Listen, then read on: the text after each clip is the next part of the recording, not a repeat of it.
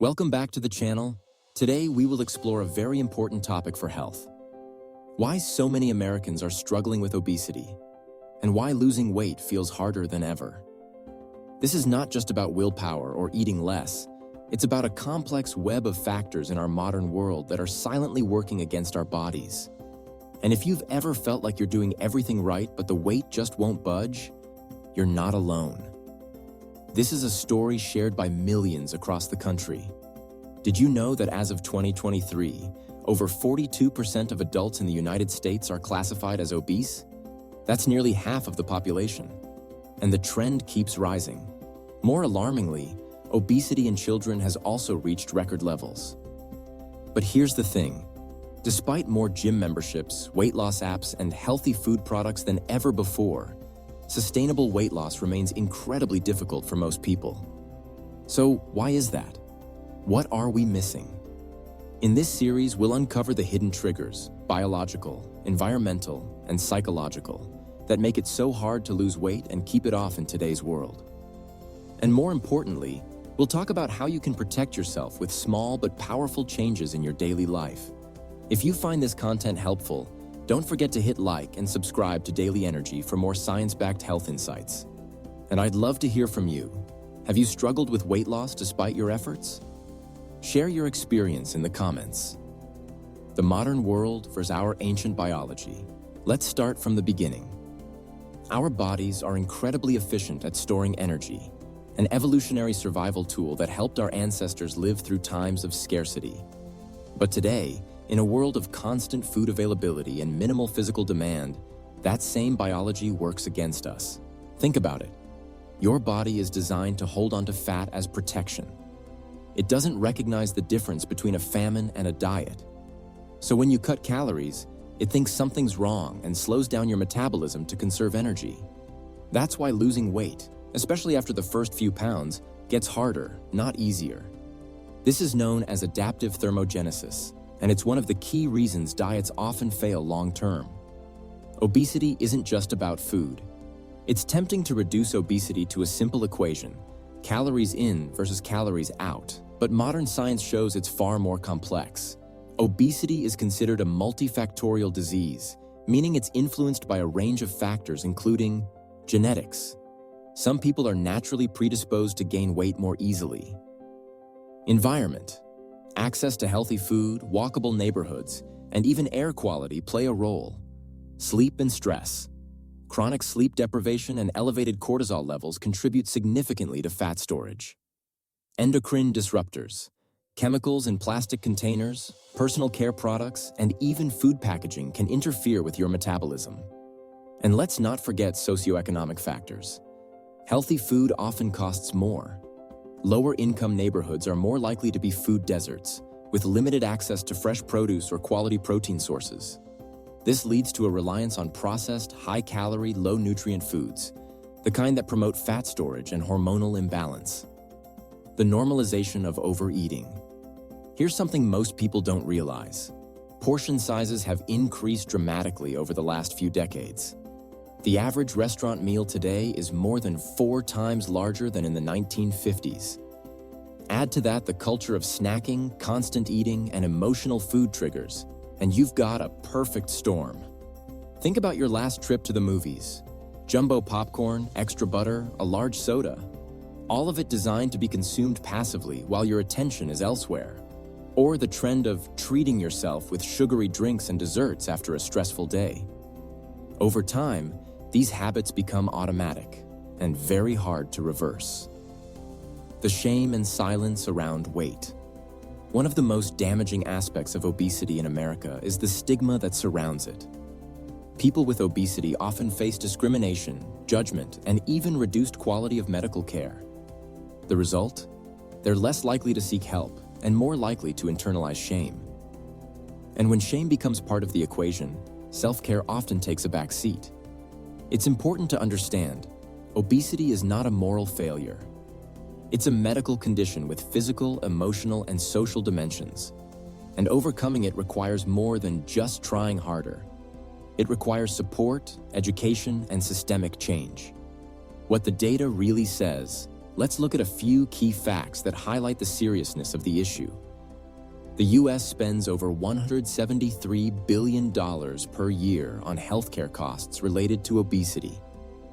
Obesity is linked to more than 60 chronic diseases, including type 2 diabetes, heart disease, stroke, and certain cancers. Adults with obesity are more than twice as likely to suffer from depression, anxiety, and other mental health challenges. So when we talk about obesity, we're not just talking about weight. We're talking about quality of life, longevity, and emotional well-being. You're not alone, and it's not your fault. If you're feeling overwhelmed or discouraged, remember this: it's not just you. The system is stacked against healthy living. Our bodies are biologically wired to resist weight loss. Our environment encourages overeating and inactivity, and our culture is quick to blame the individual instead of fixing the root causes. But there is hope. Knowledge is the first step toward empowerment. And in the next sections, we're going to give you that knowledge, backed by science, explained simply, and made actionable. What's coming next in Section 2, we'll dive into the food environment that most Americans live in, and how ultra-processed foods, added sugars, and food marketing are silently manipulating our choices. We'll also break down real-world strategies to avoid the biggest food traps without feeling deprived. Until then, remember, your health is not defined by the number on the scale. It's shaped by the small choices you make every day. Section 2, Food Traps and Hidden Calories. In our last section, we explored how obesity is more than just a matter of willpower. It's a complex interplay of biology, environment, and modern culture. Now let's zoom in on one of the biggest culprits, the food we eat, and how it's engineered to keep us eating more. The rise of ultra-processed foods. Let's start with a term you've likely heard but may not fully understand. Ultra-processed foods. These are not just foods that come in a package. They're products specifically formulated with chemicals, additives, and artificial ingredients to be hyper-palatable.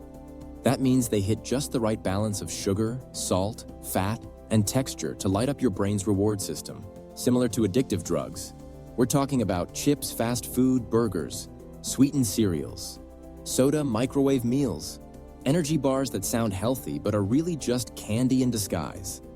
Studies show that people who eat ultra-processed foods tend to consume more calories without realizing it, because these foods are less filling, more calorie-dense, and incredibly easy to overeat. In fact, a 2019 NIH study found that participants eating ultra-processed diets ate 500 calories more per day than those eating whole foods, and gained weight even though the meals were matched for nutrients. Hidden sugars and the sweet trap. You've probably heard that sugar is bad, but what's more alarming is how sugar hides in places you'd never expect. Did you know that? A single tablespoon of ketchup can contain a teaspoon of sugar? Many healthy yogurts have more sugar than ice cream. Bread, salad dressings, and even soups often contain added sugars. Food companies use dozens of names for sugar, from dextrose to maltose to cane juice, making it hard to spot.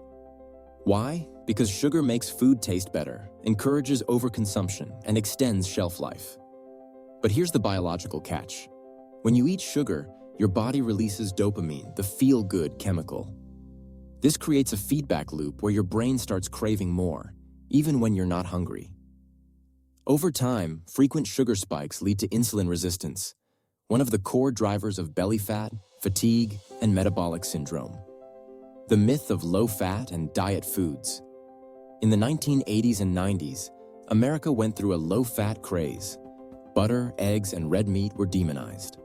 Food companies responded by removing fat from products and replacing it with sugar and refined starches to maintain flavor. The result? People thought they were eating healthier, but obesity rates kept climbing. Why? Because fat is not the enemy, especially natural fats from foods like avocados, nuts, olive oil, and fatty fish. In fact, healthy fats help you feel full, balance hormones, and stabilize blood sugar. Low-fat or light versions of foods often leave you hungry, which leads to snacking and overeating later. Food marketing. Science meets psychology. Now let's talk about how food is marketed in America. You've probably noticed that grocery stores are laid out to put processed foods at eye level. End-of-aisle displays push sugary cereals and snacks. Children's products feature cartoon characters. Health halos like gluten-free, organic, or natural are slapped on labels to give a false sense of wellness. Food marketing experts know exactly how to trigger your subconscious. Red and yellow packaging, think McDonald's, stimulates appetite. Limited time offers create urgency. Words like guilt-free tap into emotion. And let's not forget portion distortion.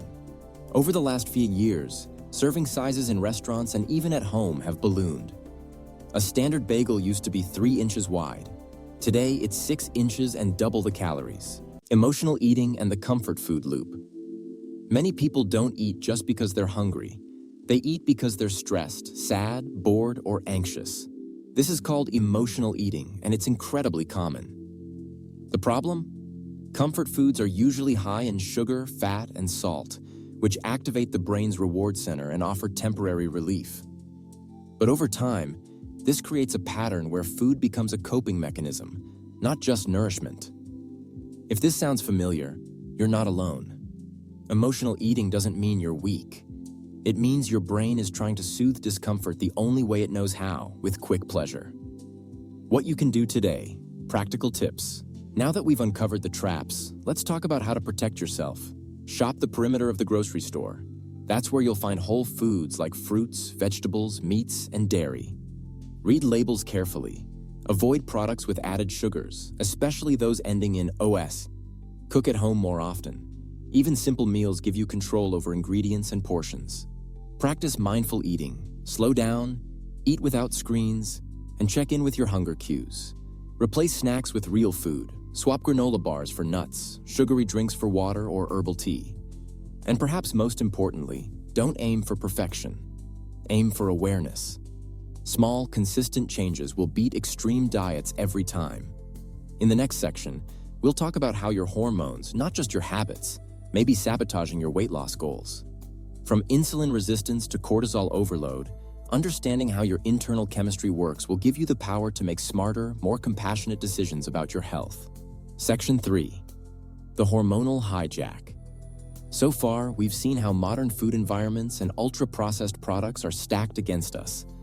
But even if you eat better and move more, there's one more invisible force that can hold you back. Your hormones. That's right. Hormones don't just control puberty or fertility. They have a huge impact on your weight, appetite, energy, and metabolism. And in today's high-stress, high-sugar world, many Americans are walking around with hormones out of balance, often without even knowing it. Let's dive in. Hormones, your body's messengers. Hormones are chemical messengers that travel through your bloodstream, telling your organs what to do. When they're working properly, you feel energized, clear-headed, and stable. But when they're out of whack, it's like trying to drive with a stuck gas pedal and broken brakes. The main hormones that influence weight gain are insulin, regulates blood sugar and fat storage, leptin, tells your brain when you're full, ghrelin, triggers hunger, cortisol, your stress hormone, thyroid hormones, control metabolism. Let's look at each one and how they can turn against you. Insulin resistance, the root of the problem. Every time you eat, your blood sugar rises. In response, your pancreas releases insulin, a hormone that helps move sugar out of your blood and into your cells for energy or storage. But when you eat too many refined carbs and sugars over time, your cells stop responding properly to insulin. This is called insulin resistance, and it's a major contributor to weight gain, especially around the belly. Signs of insulin resistance include constant cravings for carbs or sugar, fatigue after meals, belly fat that won't go away, brain fog, skin tags or dark patches on the neck. Over time, insulin resistance can lead to type 2 diabetes, but it begins long before that, silently making weight loss harder, no matter how much you diet. The solution? Reduce sugar and processed carbs, increase fiber and protein, and incorporate gentle movement after meals like walking. Leptin and ghrelin. Hunger gone haywire. Leptin is your body's appetite off switch. It's produced by fat cells and tells your brain when you've had enough to eat. Ghrelin, on the other hand, is your hunger hormone. It increases before meals and decreases afterward. In a healthy body, these two work together to maintain balance. But with obesity, and especially with ultra-processed diets, leptin levels stay high all the time. This leads to leptin resistance. Your brain stops listening to the "I'm full" signal, and you keep eating even when you're physically full. Meanwhile, poor sleep, stress, and skipping meals can increase ghrelin, making you feel hungrier than you actually are.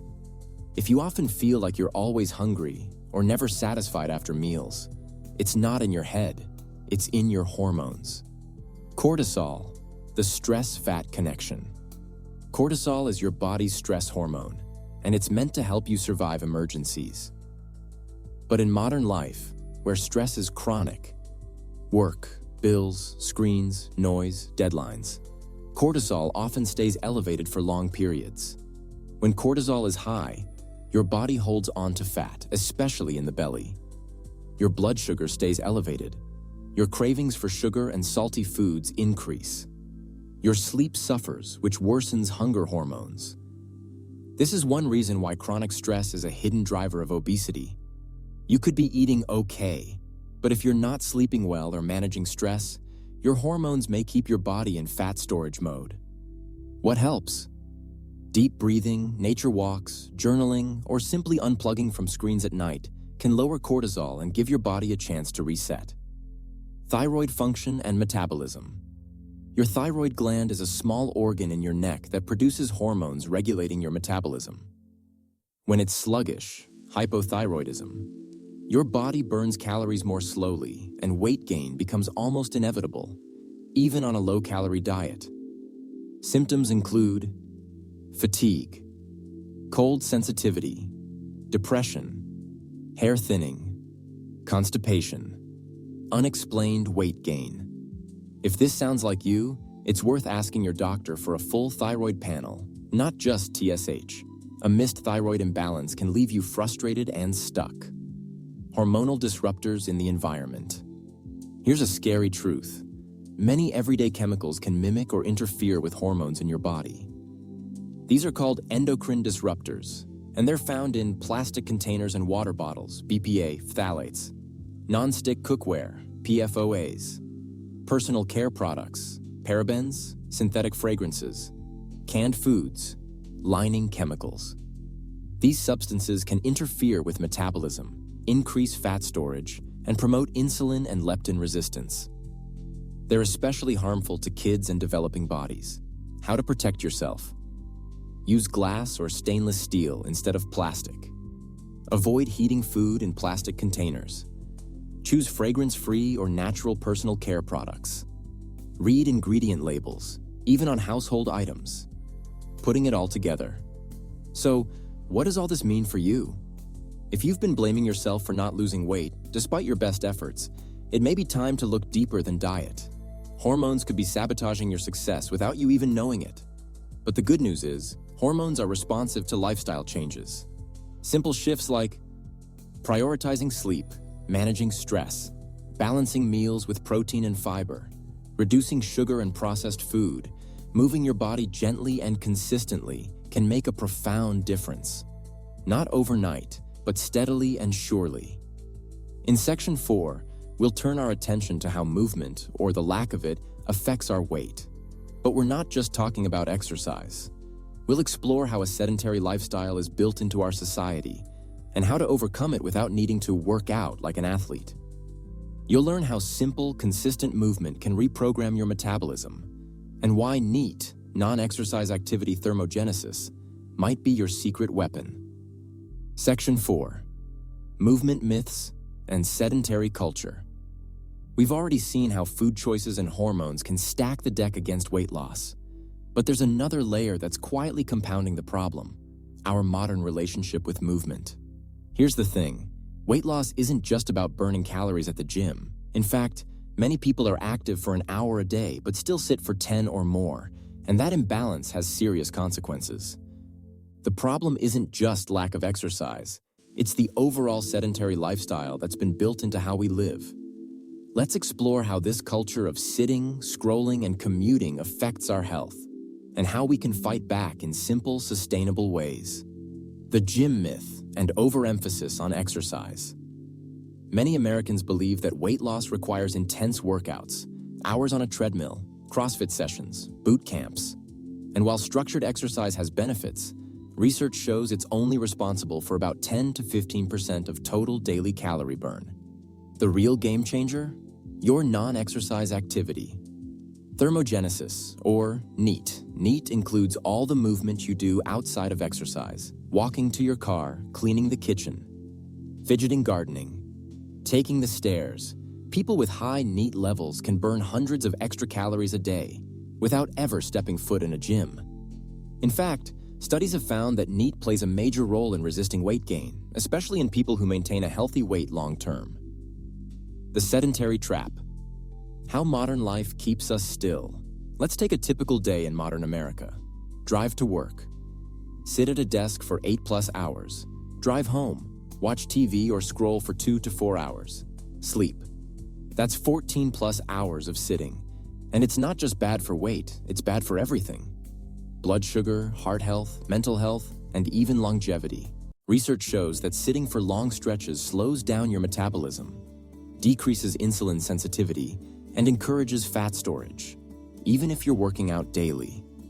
In fact, one study found that sitting more than 6 hours a day increases mortality risk by up to 40%, regardless of exercise habits. Built environment, built inactivity. Much of this isn't your fault. It's how our cities and systems are designed. Compared to walkable countries like Japan or the Netherlands, the US was built for cars, not people. Suburbs with no sidewalks, office jobs requiring screens and desks, limited access to public transportation, reliance on delivery apps, drive-thrus, and remote work. Over time, this leads to movement poverty, where physical activity becomes optional, not natural.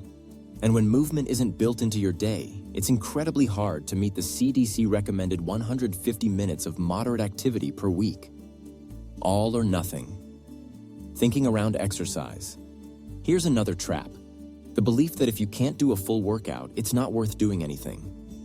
This mindset leads many people to skip activity entirely when life gets busy, instead of doing smaller movements throughout the day.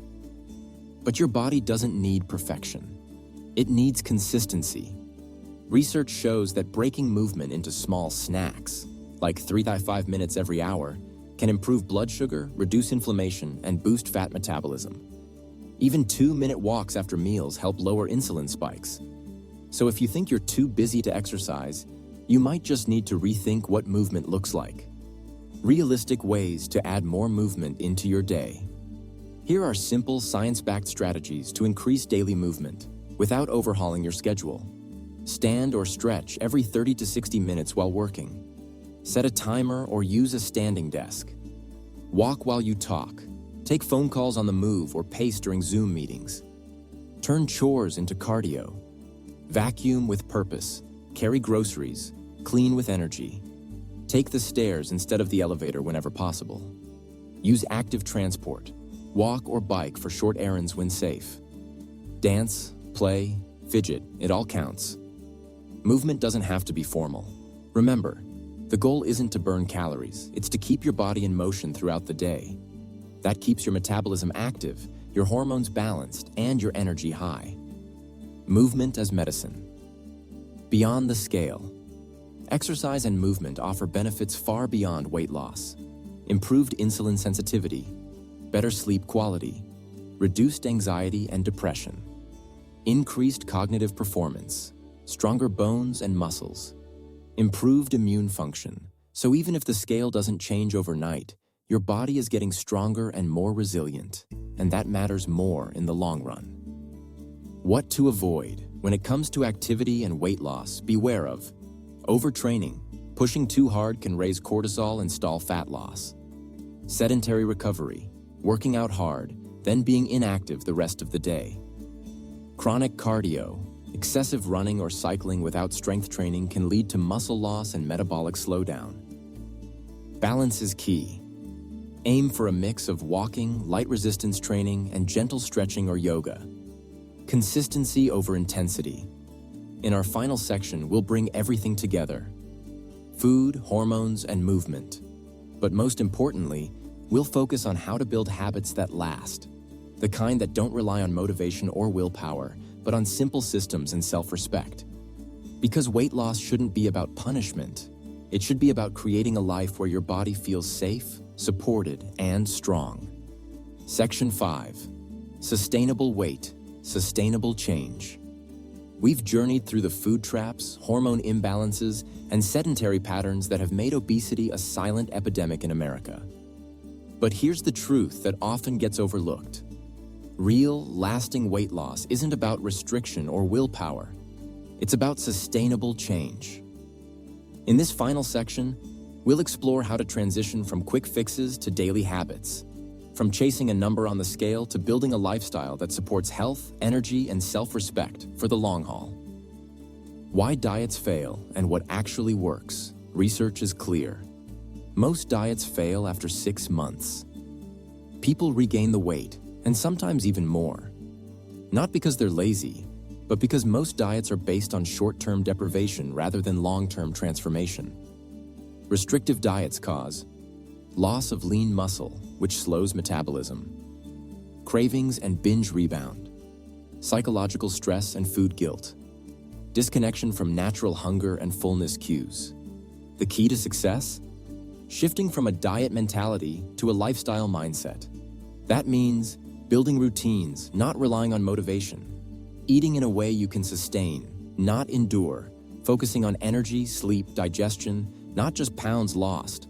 Build a foundation. 5 pillars of sustainable weight health. Let's simplify it. Sustainable weight health can rest on 5 pillars. Small, doable practices that compound over time. 1. Eat real food most of the time. Focus on whole, minimally processed foods. Protein, eggs, fish, lean meats, legumes. Healthy fats, avocado, nuts, olive oil. Fiber-rich carbs, veggies, fruit, whole grains. Don't aim for perfection. Use the 80-20 rule. Eat nourishing meals 80% of the time and give yourself space for flexibility 20% of the time. 2. Create consistent meal timing. Avoid chaotic eating patterns. Try eating 3 balanced meals per day with minimal snacking. Allow at least 12 hours overnight without food, gentle time-restricted eating. Eat your biggest meal when your energy is highest, often midday. Consistent rhythms support hormone balance and reduce emotional eating. 3. Move daily, gently. You don't need extreme workouts. Just move your body every day. Walk after meals. Do light strength training 2 to 3 times a week. Stretch or do yoga before bed. Movement builds confidence, reduces stress, and keeps your metabolism humming. 4. Manage stress with compassion. Stress is a major driver of weight gain, but most people try to fight it with control, not care. Instead of punishment, practice nervous system regulation. Deep breathing. Journaling, nature, time, laughing, connecting, creating. Remember, a calm body burns fat better than a stressed one. 5. Prioritize sleep like a superpower. Sleep is the foundation of everything. Poor sleep increases ghrelin, hunger, and decreases leptin, fullness. It disrupts insulin and cortisol balance. It makes you crave sugar and caffeine. Aim for 7 to 9 hours of consistent, high-quality sleep. Build an evening wind-down routine. Treat your sleep like your phone battery. It needs recharging daily. From willpower to systems. You don't need more motivation. You need better systems. That means preparing meals ahead so you're not at the mercy of takeout. Scheduling movement like appointments. Keeping healthy snacks on hand. Setting reminders to stand, breathe, or drink water. Small systems lead to big shifts over time, without the burnout. Rethinking the goal. Weight loss is often seen as the finish line. But what if it's just the byproduct of living in alignment? When your habits support your hormones, your food choices nourish your body, and your movement feels joyful, weight tends to normalize as a side effect of better health, not the goal itself. So instead of asking, how fast can I lose weight? Ask, how do I want to feel? What habits can I enjoy for life? What does health look like beyond the scale? What real success looks like? Real success isn't dramatic, it's consistent. It looks like pants fitting more comfortably without obsessing over the scale. Waking up with energy and going to bed with peace, saying yes to social events without food fear. Trusting your body instead of fighting it. It's not about chasing thinness. It's about becoming someone who treats their body with kindness, respect, and care, day after day. The journey, not the shortcut. Healthcare is a daily journey. It doesn't have to be perfect. It just has to be consistent. Some days you'll eat well. Some days you won't. Some weeks you'll feel amazing. Some weeks you'll struggle. But if you keep showing up gently, patiently, the results will come. And more importantly, you'll become the kind of person who doesn't need to start over anymore. Wind down, so let's recap this journey. Section 1 uncovered the obesity crisis and why the problem is deeper than willpower. Section 2 exposed the processed food traps and how they silently manipulate our choices. Section 3 showed how hormones like insulin, leptin, and cortisol can hijack our metabolism. Section 4 revealed how our sedentary culture keeps us still and how to move more without working out. Section 5 brought it all together with practical, gentle habits for long-term sustainable health. If you take one thing away, let it be this: you are not broken. Your body is not why our enemy. You don't need to be perfect, just present, consistent, and kind to yourself. If you find this video useful, please share it with your loved ones. Subscribe to Daily Energy to be a companion every day. Let's keep building this community where health is human and every step counts.